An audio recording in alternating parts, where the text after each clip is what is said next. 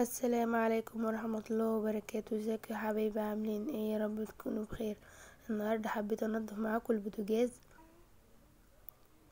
والشفاط كمان يا بنات والشباك. انا عندي الشفاط والشباك يا بنات مليان كمان زيوت ما شاء الله. كنت والدة وبعد ما قمت من الميلاد ما كنتش بعمل حاجة في المطبخ الصراحة. قلت بقى ايه، امسك المطبخ ده اعمله تنظيفة عميقة.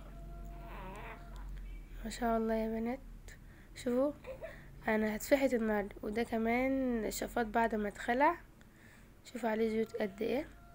هنرش بقى على البوتاجاز يا بنات ونرجع لكم تاني. ده البوتاجاز هنرش عليه زيوت هنرش عليه يا بنات مزيل الدهون، وهنسيبه شويه كده اما نروح نرش على الشفاط والشباك. شوفوا يا بنات لازم تكتروا عليه مزيل الدهون ده عشان ينزل فيه. عما نغسل بقى الشفاط والشباك ونرجع لكم تاني نغسله يا بنات. ما تنسوش لنا يا بنات اللايك والشير. جينا بقى علشان الشفاط يا بنات، شوفوا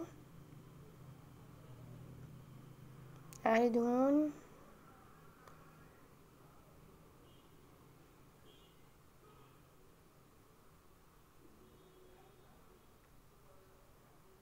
شوفوا يا بنات الشباك كمان عليه دهون متراكمة.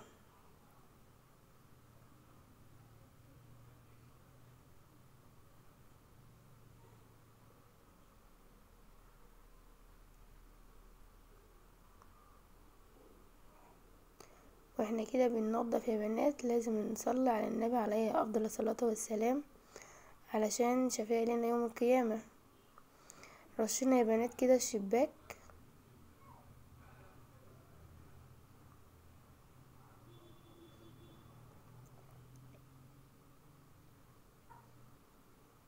الرش كمان الشفاط.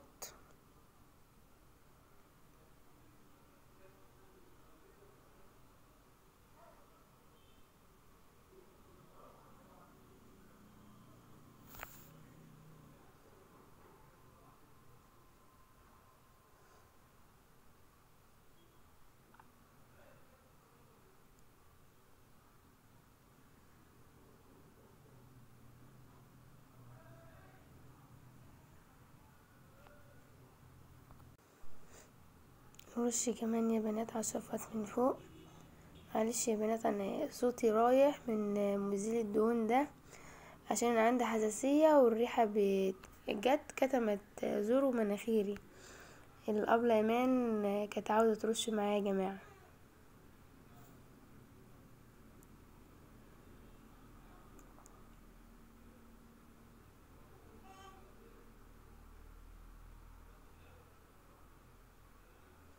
نرشه حلو يا بنات، وهنسيب الشباك والشفاط اما نروح نغسل بقى البوتاجاز.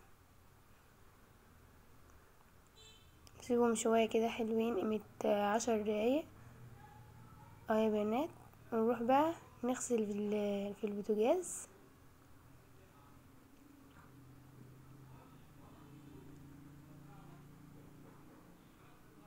جبنا سلكة يا بنات وجبنا بريل عشان نغسل بها البوتاجاز. شوفوا يا بنات الدهون اول ما حطيت عليها السلكة بتنزل تحت ايدي بسرعة. شوفوا يا بنات ما شاء الله. نزول الدهون دي العلوبة دي حكاية ما شاء الله عليها.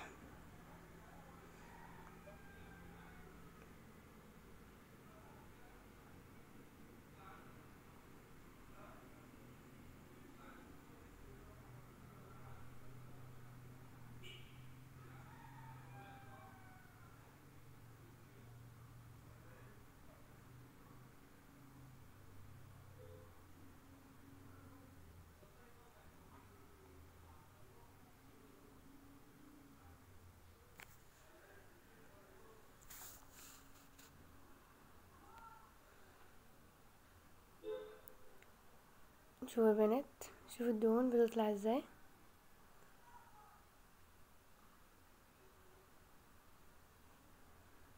شوفوا يا بنات، انا ايدي على طول في البوتاجاز يا بنات، بغسله على طول، يعني انا بخلص طبخ من هنا واغسله. بس اللي تعبني فعلا بجد كان الشبابيك والشفاط. اما البوتاجاز يعني مش تعبني يعني جامد.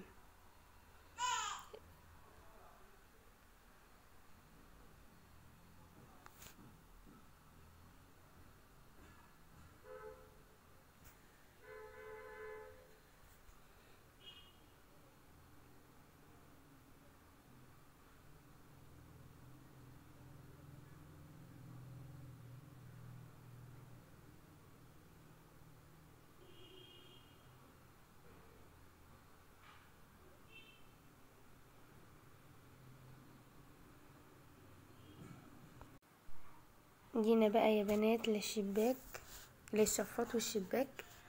شوفوا يا بنات الدهون عاملة ازاي على الشباك، على الشفاط، اسفة، على الشباك الشفاط. هو صراحة اللي تعبني بجد بجد في المطبخ بتاعي اكتر حاجة هي الشباك. الشباك كان عليه كمية زيوت جامدة قوي قوي قوي. انا لما رشيت عليها يا بنات مزيل الدهون اللهلوبة ده، انا كنت دهناه وكان ابيض، انا دهنته بني عشان يبقى شبه المطبخ. اما رشيت عليه المزيل الدهون ده، وانا بغسل كده بالسلكة، لقيته قشر القشر البني، والابيض هو اللي بان يعني. بس ان شاء الله هعمل فيديو، هجيب له دهنة بيضة، واعمل لكم فيديو وانا بدهنه، بس لازم اصنفره الاول عشان البني ده كله يطلع، وهبقى اصوره معاكم وانزله لكم.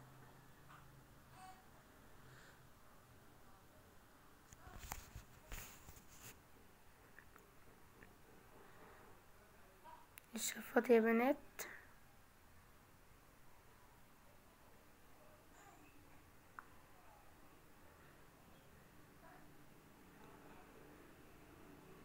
ده بقى الشفاط بعد ما اتغسل يا حلوين. شوفوا ما شاء الله، ما شاء الله، ما شاء الله. ما تنسوش يا بنات نعمل لايك وشير. ارجع اكتلكم تاني يا بنات بعد ما نضفت البوتاجاز والشباك والشفاط والمطبخ. شوفوا يا بنات ما شاء الله، البوتاجاز بعد ما اتغسل بقى عامل ازاي، والشفاط كمان. الدهنة البيضة دي يا بنات، انا كنت دهن، هو كان شباك ابيض انا دهنته بني، ومع الغسيل اتقشر. ده الشفاط يا بنات، شوفوا ما شاء الله. وده الشباك التاني، وروقت الرخامة كمان بعد ما خلصت، وروقت المطبخ. شوفوا يا بنات المطبخ بعد ما روقته ما شاء الله بقى شكله جميل قوي. وغسلت كمان البلاط بقى بيلمع ما شاء الله. مش تنسوا لي يا بنات اللايك والشير.